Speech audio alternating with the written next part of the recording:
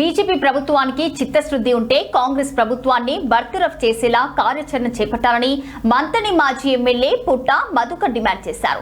కాంగ్రెస్ ప్రభుత్వ పెద్దలు Singareni టెండర్లలో site visit నిబంధన పేరుతో కోట్ల రూపాయల బొగ్గు కుంభకోణానికి పాల్పడి సింగరేణి కొల్లగొడుతున్న కాంగ్రెస్ నేతల అవినీతిని ఎండగడుతూ పెద్దపల్లి జిల్లా అర్జీ 3 జీఎం కార్యాలయం ఎదుట చేపట్టిన ధర్నాలో టీబీజీ కేసు అధ్యక్షుడు మిర్యాల రాజిరెడ్డితో కలిసి ఆయన పాల్గొన్నారు. అనంతరం అర్జీ 3 జీఎం కు వినతి పత్రం అందించారు. ఈ సందర్భంగా ఆయన మాట్లాడుతూ ఈనాడు ప్రభుత్వం టెండర్ల రద్దు చేసిందంటే అందులో మోసం ఉందని నిర్ధారణ అయిందని, ఇక విచారణ అవసరం లేదన్నారు. సింగరేణి డబ్బులను దుబారా ఖర్చులకు విచ్చేస్తే ఉపేక్షించేది లేదన్నారు. సైట్ విజిట్ ద్వారా వేల కోట్లు కొల్లగట్టాలని కుట్రను వీడాలని ఆయన హితవు పలికారు.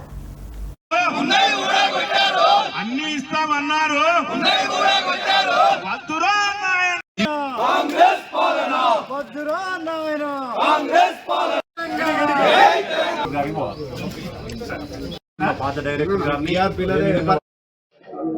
కాంగ్రెస్ ప్రభుత్వం రేవంత్ రెడ్డి గారి క్యాబినెట్ ని ఆర్జీ 3 జీఎం ఆఫీస్ నుండి బీఆర్ఎస్ పార్టీగా హెచ్చరిస్తా ఉన్నాం.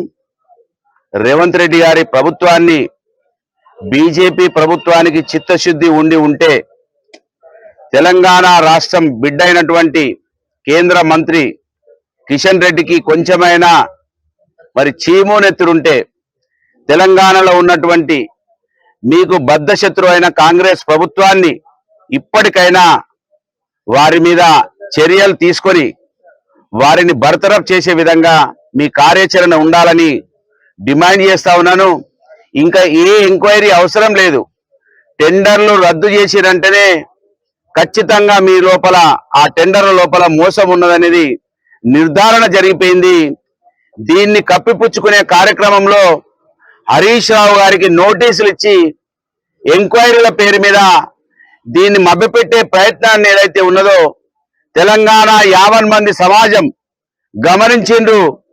మీ డైవర్షన్ పాలిటిక్స్ ను సామాన్య ప్రజలు కూడా గమనిస్తా ఉన్నారు. రేవంత్ రెడ్డి ఇప్పటికైనా గుర్తుంచుకో, బీఆర్ఎస్ పార్టీ అంటేనే తెలంగాణ రాష్ట్ర ప్రజల పార్టీ, తెలంగాణ రాష్ట్ర ప్రజల కోసమే ఉంటదనే విషయాన్ని గమనించాలి.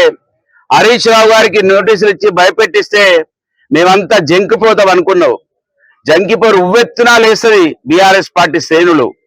ఈ సింగరేణిని కాపాడుకుంటారు బీఆర్ఎస్ పార్టీ శ్రేణులు. సింగరేణి సంస్థది తెలంగాణ ఆవిర్భావంలో సింహభాగం ఉన్నదనే విషయాన్ని ఈ సమాజం అర్థం చేసుకున్నది. కాంగ్రెస్ పార్టీ గుర్తుపెట్టుకోవాలి. ఖచ్చితంగా వేల కోట్ల రూపాయలను ఇప్పటికే